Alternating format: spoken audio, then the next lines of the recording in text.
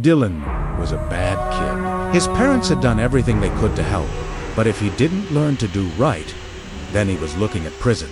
With nowhere left to turn, they finally sent him to spend a summer doing farm work in the town of Styx. Styx was a small, quiet place, and the people were oddly polite and kind. Dylan lived with his cousin, Morgan, and his aunt and uncle. Dylan didn't like Styx. He did the bare minimum to get by, tormenting his cousin and playing pranks on her. She warned him that sticks and stones would break his bones.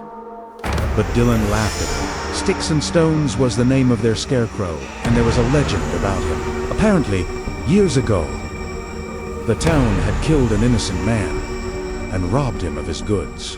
The spirit of the man was said to possess the scarecrow in their field, coming to life if the people weren't good and kind. Hearing this story, Dylan came up with the ultimate prank. Near the end of the summer, as the people prepared for their town festival by building scarecrows to burn in the middle of town, Dylan took down the old scarecrow in their field and then dressed up as a scarecrow to scare his family half to death. They were furious with him and locked him in the farmhouse. They then left for the festival.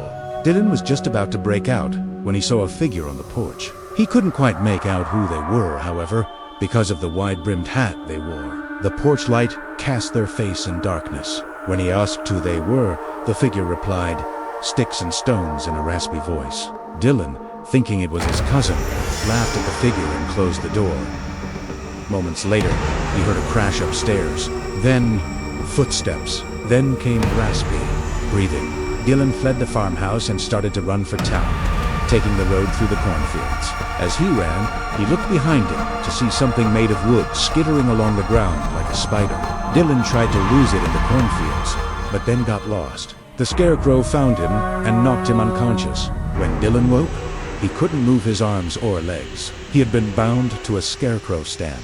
He was also wearing his scarecrow costume. As he was being brought forward to the pyre in the center of town, Dylan could see the scarecrow that had attacked him. Standing in the flames, its stitched mouth upturned in a smile. He tried to beg for help, but no one would hear him. They threw him into the pyre, and he screamed, his voice joining the other screams from the scarecrows next to him.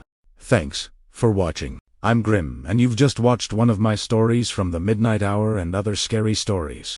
If you want, feel free to like and subscribe. And if you want to get the book, check out my channel. See you there.